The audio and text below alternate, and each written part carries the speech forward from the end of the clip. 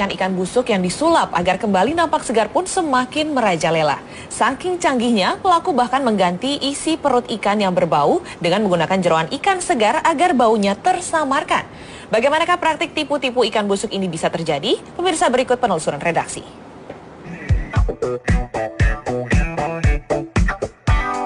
Hampir seluruh lapisan masyarakat Indonesia gemar mengkonsumsi ikan. Hal ini menjadikan ikan sebagai salah satu makanan pokok utama pendamping nasi selain telur, daging ayam, atau daging sapi. Ikan juga dapat diolah menjadi makanan lezat yang beraneka ragam. Sebut saja sajian kuliner nikmat ikan kakap, ikan tuna, hingga ikan cakalang. Namun masyarakat tanah air sepertinya harus berhati-hati. Kegemaran masyarakat Indonesia dengan ikan membuat sejumlah oknum meraup untung dengan menjual ikan busuk.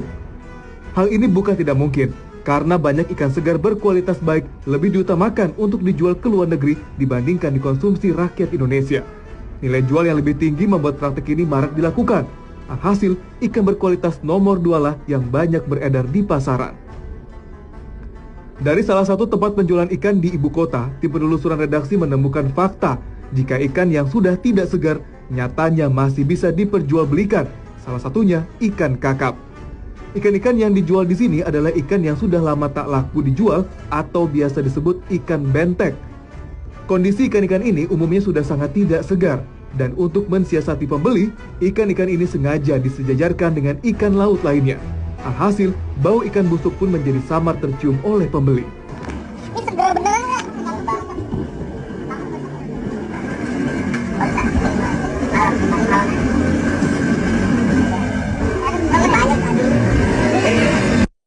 Aksi oknum pedagang nakal ini memang membawa untung yang menggiurkan.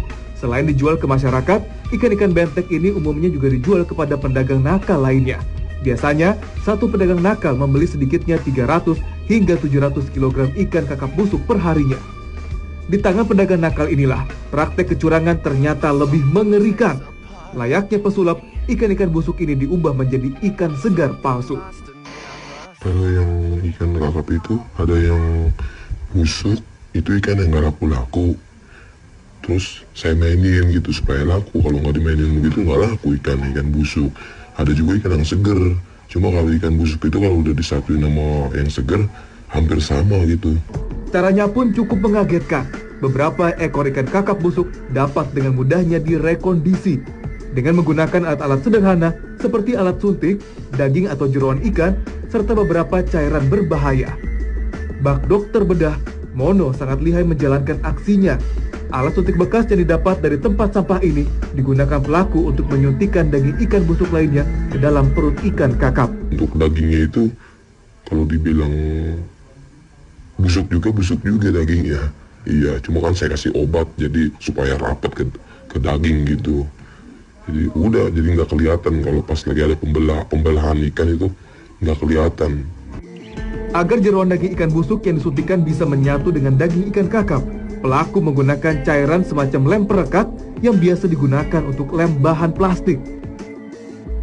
Sedangkan untuk membuat ikan terlihat segar, pelaku menggunakan sejenis pewarna pakaian.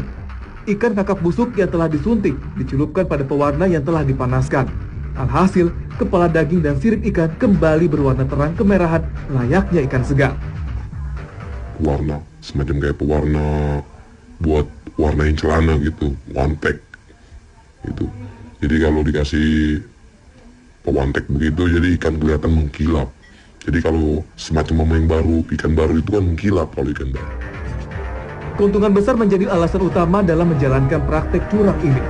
Jika ikan kakap tak layak konsumsi biasanya hanya dijual Rp20.000 per kilogramnya, di tangan mereka harganya bisa melambung 3 bahkan 4 kali lipat, mencapai Rp70.000 hingga Rp80.000.